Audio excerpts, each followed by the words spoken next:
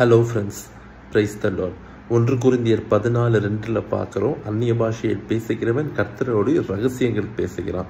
எதுக்கு ஒரு ரகசியம் இந்த நடுவில் வருது? ஏன்னா நம்ம கர்த்தரை நம்ம ஜெபிக்கிறோம், கர்த்தர் நம்மளோட வாழ்க்கையை குறித்து ஜெபிக்க வைக்கிறார். எதுக்கு இந்த ரகசியம் அப்படின்னா, சில சமயம் கர்த்தர் நம் வாழ்க்கையில் வைத்திருக்கிற ஆசீர்வாதங்கள், திட்டங்கள், இதை குறித்த பிசாசு அறிஞ்சிட்டான் அப்படின்னா அவன் நம்ம கையிலேருந்து அதை பிடுங்கிடுவான். ஏன்னா அதான் நம்ம யோவான் 10:10 பார்க்குறோம். திருடன் கொல்லவும் அழிக்கவும் திருடவும் வரான். திருடன் யாருன்னா பிசாசு. எப்படி ஏவாளை வஞ்சித்து அவன் என்ன பண்ணான்?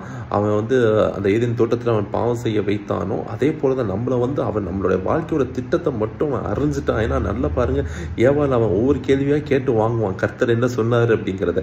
அதே தான் நம்மளுடைய வாழ்க்கையோட திட்டத்தை மட்டும் கர்த்தர் நம்ம லைஃப்ல இவ்வளோ பெரிய பிளான் வச்சிருக்காரு அப்படிங்கிறது நமக்கு சொல்லிட்டாங்கனாலே பிசாசு நம்மகிட்ட அதை வாங்குவது மாத்திரம் இல்லை, நம்ம எப்படியாயினும் என்ன பண்ணுவான், பாவம் செய்வதற்கு நம்மளை தூண்டி தூண்டி என்ன பண்ணுவான், நம்மளை பாவம் செஞ்சு வச்சு அந்த திட்டத்தை எப்படியாவது கெடுப்பது தான் அவனுடைய ஒரு குறிக்கோள்.